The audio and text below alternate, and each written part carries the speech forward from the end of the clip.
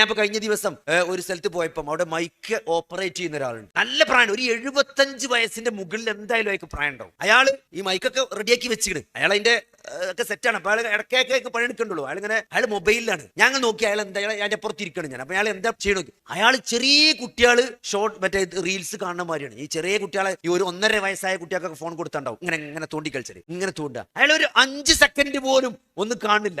ഒരു സാധനം തുടങ്ങുമ്പോൾ അങ്ങനെ ഒരു 2 മണിക്കൂറൊക്കെ ഇരുത്തിരുന്നിട്ട് ഇങ്ങനെ തോണ്ടാണ്. ജീവിതത്തിൽ ക്രിയാത്മകമായിട്ട് യാതൊരു സാധനവും ചെയ്യുന്നില്ല. ഞാൻ പറഞ്ഞ നമ്മുടെ സമയം വളരെ വളരെ വളരെ സീരിയസ് ആയിട്ട് നമ്മൾ ശ്രദ്ധിക്കേണ്ട ഒരു സാധനമാണ് നമ്മുടെ സമയം എന്നത്, അല്ലെ? നമ്മുടെ നമസ്കാരം ഇപ്പൊ എന്താ പറയുക, ഈ വയസ്സായ ആളുകൾ പോലും എത്രങ്ങാനും വാട്സപ്പ് ഗ്രൂപ്പ് അറിയോ. നിങ്ങൾ ഒരു കൊല്ലം ഉംറക്ക് പോയാൽ അതിന്റെ ഒരു ഗ്രൂപ്പ്, ഞാൻ അടുത്തൊല്ലം ഉംറന്റെ ഗ്രൂപ്പ്, പിന്നെ പോയി വേറെ ഉംറ, ഉംറ 2023 ഗ്രൂപ്പ്, ഉംറ 2020 ഗ്രൂപ്പ്. എന്നിട്ട് എല്ലാ ഗ്രൂപ്പും തുറന്നു നോക്കി അതിലൊക്കെ ഇങ്ങനെ ഓരോരുത്തർ പറഞ്ഞതിന് മറുപടി കൊടുത്ത് ഇവിടെ തഫ്സീറൊക്കെ തുറന്നു വെച്ചിട്ടുണ്ടാവും. തഫ്സീർ അങ്ങനെ കിടക്കുന്നുണ്ടാവും. അതൊന്നും പിന്നെ നോക്കൂല. കുറെ കഴിഞ്ഞാൽ അത് മടക്കി വെച്ച് കണ്ട് ആണ് പോകും. അപ്പൊ നമ്മൾ ഭയപ്പെടേണ്ട ഒരു സാധനമാണ്.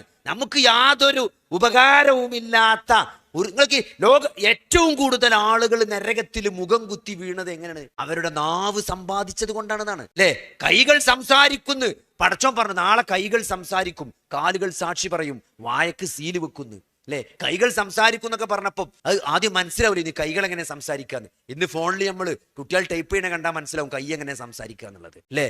നമ്മൾ വോയിസിനേക്കാൾ സ്പീഡിലാണ് പുതിയ ജനറേഷൻ കൈകൊണ്ട് ടൈപ്പ് ചെയ്ത് സംസാരിക്കുന്നത്. അപ്പൊ സഹോദരങ്ങളെ, എന്താ നമ്മൾ നമുക്ക് ആവശ്യമില്ലാത്ത ഒന്ന്, നമുക്ക് പരലോകത്ത് ഒരു ഹൈറും വരുത്താത്ത ഒന്ന്, അതിന്റെ പിന്നാലെ നമ്മൾ പോകുന്നത് നഷ്ടമാണ്. പിശാച് നമ്മളെ വഴിതെറ്റിക്ക് അങ്ങനെയാണ്. നാളെ പരലോകത്ത് ഏറ്റവും ആദ്യമായി വിചാരണ ചെയ്യപ്പെടുന്ന തരങ്ങൾ നിസ്കാരം തന്നെയാണ്. അവ്വലുമാ യുഹാസിബു ബിഹിൽ അബ്ദു യൗമൽ ഖിയാമ അസ്വലാ എന്നാണ്. അസ്വലാ. കാരണം ഒരു വിശ്വാസിയെ സംബന്ധിച്ചിടത്തോളം അള്ളാഹുവുമായിട്ടുള്ള നിരന്തരമായ കണക്ഷനാണ് ഒരു വിശ്വാസിയുടെ ജീവിതം എന്നത്. അത് നമ്മൾ ഒരിക്കലും മറക്കാൻ പാടില്ല. പടച്ചോൻ അങ്ങനെയാണ് ഈ ദീനിനെ ഡിസൈൻ ചെയ്ത് വെച്ചിരിക്കുന്നത്. നോക്കി, ഒരിക്കലും ഒരു വിശ്വാസിക്ക് തെറ്റിപ്പോകാനുള്ളൊരു ഗ്യാപ്പില്ല. 5 നേരത്തെ നിസ്കാരം, സുന്നത്ത് നിസ്കാരം, പ്രാർത്ഥനകള്, ഖുർആൻ പാരായണം, ഇതൊക്കെ നിരന്തരമായി ഇൻവോൾവ് ചെയ്ത ഒരാളെ സംബന്ധിച്ചിടത്തോളം അതിന്റെ ഇടയിൽ പിന്നെ ഒരു ഗ്യാപ്പില്ല.